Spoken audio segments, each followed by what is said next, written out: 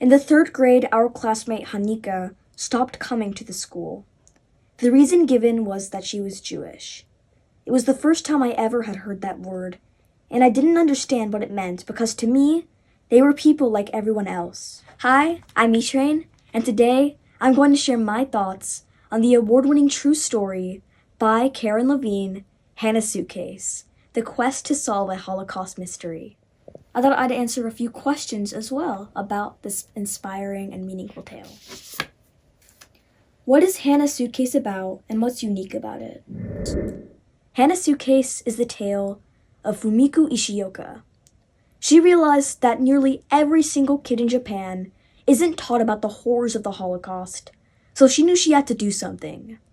So she created a Jewish Holocaust Education Center in Tokyo. But she realized that you can't really teach somebody about the Holocaust, especially kids, when you don't have any items to show for it. So she messaged and sent letters and emails to Holocaust museums and memorials and organizations around the world.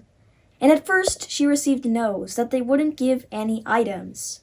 But then after sending a letter to Auschwitz, she received a package with 4 items inside. 1 sock, 2 shoes, a can of toxic gas, and, most important of all, a suitcase with the name Hannah Brady on it, and the German word for orphan. This all started as a display in her center, but soon, the suitcase and the mystery behind it got kids and adults alike intrigued and curious. They wanted to know more about the life of Hannah. How did she feel when she was forced to go to the concentration camp? What was she like? Was she a regular kid like everybody else? Fumiko didn't have the answers, and she wanted to get them just as badly as the kids. So, she sent messages to the Terezin ghetto camp and Auschwitz, where Hannah was forced to go just because she was Jewish. And at first, she received no's, so they didn't have any information about her.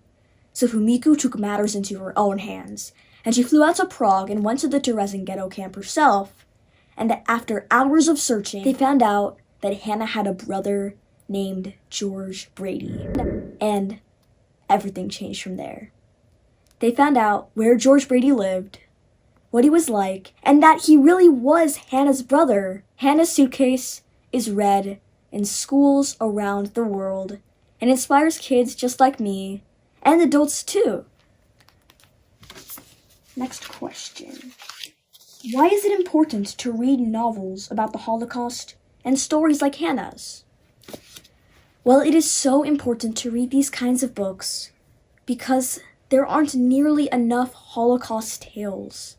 Kids and adults need to know the truth, what really happened in the 1930s and 40s to Jews and other minorities as well. Hannah was a kid, just like me, and just like so many others. 1.5 million Jewish children were killed in the Holocaust.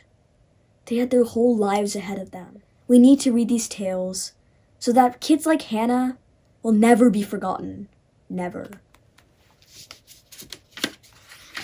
What progress do you think HANA'S SUITCASE creates? What will come out of it? Well, HANA'S SUITCASE wasn't the only suitcase in Auschwitz and in all the concentration camps. There are millions more from adults and kids. Their stories aren't told, and they need to be.